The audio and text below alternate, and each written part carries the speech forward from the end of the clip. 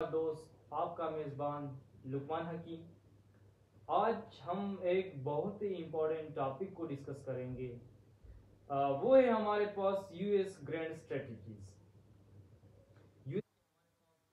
चार grand strategies है जिसमें हम नंबर बाय नंबर एक एक को डिस्कस करते जाएंगे। तो सबसे पहले हम आज पहले ही स्ट्रेटजी को डिस्कस करते हैं कि यूएस के चार कौन से ग्रैंड स्ट्रेटजीज थे और उन्होंने इसको क्यों इम्प्लाई किए थे, उनका मकसद क्या था।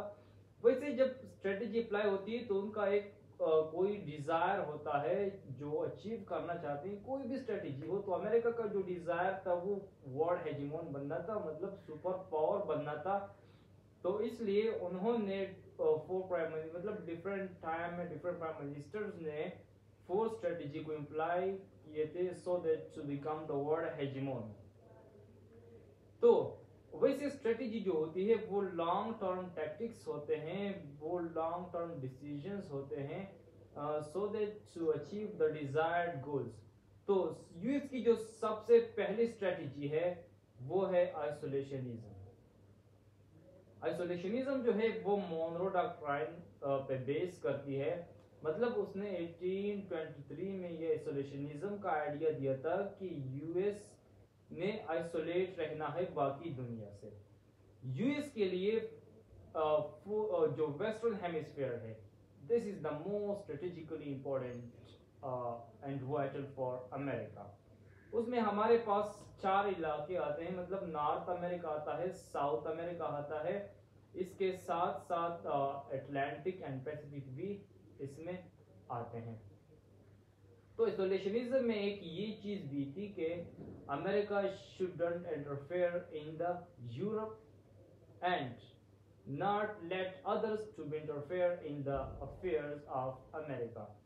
मतलब ना अमेरिका ने जाके किसी की मामलात में दखल करनी है और ना अमेरिका ने दूसरों को छोड़ना है कि आके अमेरिका के मामलात में जो अफेयर्स है उनमें इंटरफेयर करे।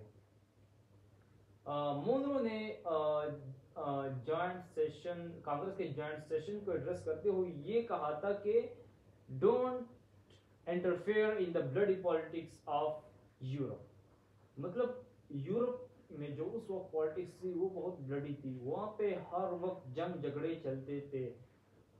वहां पे एक जंग के बाद दूसरी जंग, दूसरी के बाद तीसरा, तीसरे के बाद चौथा, मतलब उस वक्त यूरोप के हालात बहुत खराब थे। तो इसलिए उसने ये डॉक्ट्राइन दिया था, ये उसका ये नजरिया था कि आप लोगों ने कभी भी यूरोप में अपनी इंटरफेरेंस नहीं करनी है और ना आप लोगों ने यूएस के अंदर यूरोपियन की इंटरफेयर को बर्दाश्त करना है, मतलब उनको भी रोकना है ताकि वो आके यूएस में इंटरफेयर ना करे। क्योंकि उस वक्त यूरोप के साउथ अमेरिका में कॉलोनीज थी, तो इसलिए वो आते थे और यहाँ पे इंटरफेरेंस करते थे। तो ये जो डॉक्ट्राइन था ये 1823 से लेकर 1917 तक जारी रहा। मतलब जब अमेरिका वर्ल्ड वॉर वन में कूद पड़ा, 1917 में जब अमेरिका कूद पड़ा वर्ल्ड वॉर वन में, वो वर्ल्ड वॉर वन में इस तरह कूद पड़ा कि जब जर्मनी ने अमेरिका के जो मर्चेंट और पैसेंजर शिप्स थे उनको स्ट्राइक किया था, उनको डिस्ट्रॉय किया था। तो इसलिए अमेरिका आ गई और वर्ल्ड वॉर वन में कूद पड़ी। वैसे तो 1914 में शुरू हुआ था, मगर वो फिर 3 साल बाद आती है। यही वजह थी जिसने अमेरिका को उसमें वो जो पॉलिसी थी, जो स्ट्रेटेजी थी आइसोलेशनिज्म की, उनको फिलहाल रोकने पे मजबूर किया। मतलब उन्होंने उसको अलविदा कह दिया इस टाइम। और ये कब तक उन्होंने ये जो आइसोलेशनिज्म की जो स्ट्रेटेजी थी उनको रोक दिया, 1917 से लेकर 1923 तक जब लीग ऑफ नेशन बना। तो इस वक्त अमेरिका ने जो आइसोलेशनिज्म की वो स्ट्रेटेजी थी उनसे वो दूर रहे और उन्होंने यूरोप में इंटरफियर किया, क्योंकि वो जर्मनी उस साइड पे गए थे, वहां पे जंग लड़ रहे थे वर्ल्ड वॉर वन। तो जब लीग ऑफ नेशन बना तो अमेरिका फिर लीग ऑफ नेशन का हिस्सा नहीं बना। लीग ऑफ नेशन का हिस्सा क्यों नहीं बना? क्योंकि उनकी जो डॉक्ट्राइन थी, जो स्ट्रेटजी थी आइसोलेशनिज्म की, अगर वो लीग ऑफ नेशन का हिस्सा बनती तो फिर वो जाते, लीग ऑफ नेशन क्योंकि यूरोप में था, तो फिर भी जब वो इनका हिस्सा बन जाते तो उनकी जो स्ट्रेटजी थी वो फिर खराब होती, फिर वो आइसोलेट नहीं रह सकती। तो एक दफा फिर उन्होंने आइसोलेशनिज्म को जारी रखा, so that to become the hegemon, world hegemon.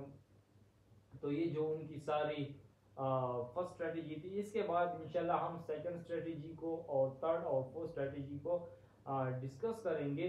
तो आपको फिर समझ आ जाएगा कि अमेरिका जो है उन्होंने किस तरह ये सफर जारी रखा और वो ग्लोबल हेजिमोन बन गए। तो इंशाल्लाह नेक्स्ट वीडियो में मिलते हैं, तब तक अल्लाह हाफिज, थैंक यू।